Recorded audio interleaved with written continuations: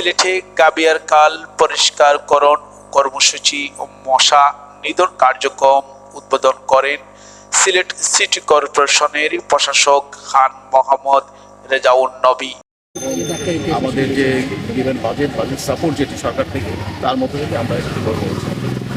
প্রয়োজন অনুযায়ী যখন প্রয়োজন পড়বে তখনই আমরা করবো, আর যেখানে প্রয়োজন সেখানে আমরা করবো, যতটুকু প্রয়োজন ততটুকু করবো, এবং বোথ লার্জেস্ট সাইড এবং অ্যাডাল্ট সাইড আমরা এক্সপেক্ট করবো।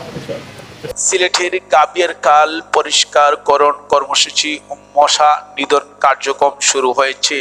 আজ বুধবার 11 ডিসেম্বর সকালে সিলেট সিটি কর্পোরেশনের প্রশাসক খান মোহাম্মদ রেজাউন নবী পৃথকভাবে এই কর্মসূচি উদ্বোধন করেন। আমার জানা নেই, তবে আমি সেই বিষয়টি দেখার কথা বলেছি, এবং মশার বিষয়ে অনেক আমাদের নাগরিকদের পক্ষ থেকে আবেদন ছিল।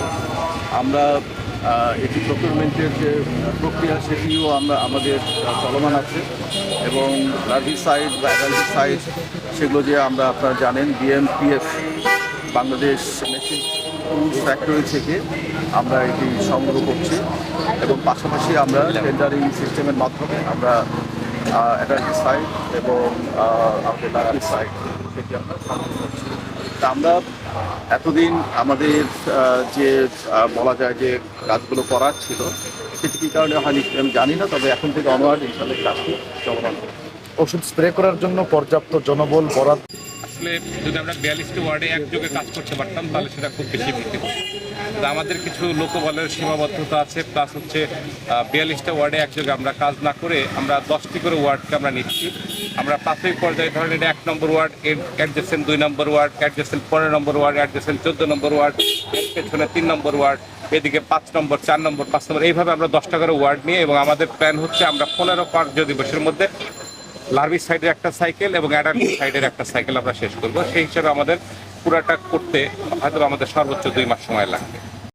সকালে নগরী 10 নং ওয়ার্ড গাবিয়ারকাল পরিদর্শন ও পরিষ্কারকরণ এবং 1 নং ওয়ার্ডের কর্মসূচি শুরু করেন। মশা নিধনে মাস ব্যাপী কার্যক্রম চলবে। মশা নিধন কার্যক্রম চলবে নগরী 42টি ওয়ার্ডে।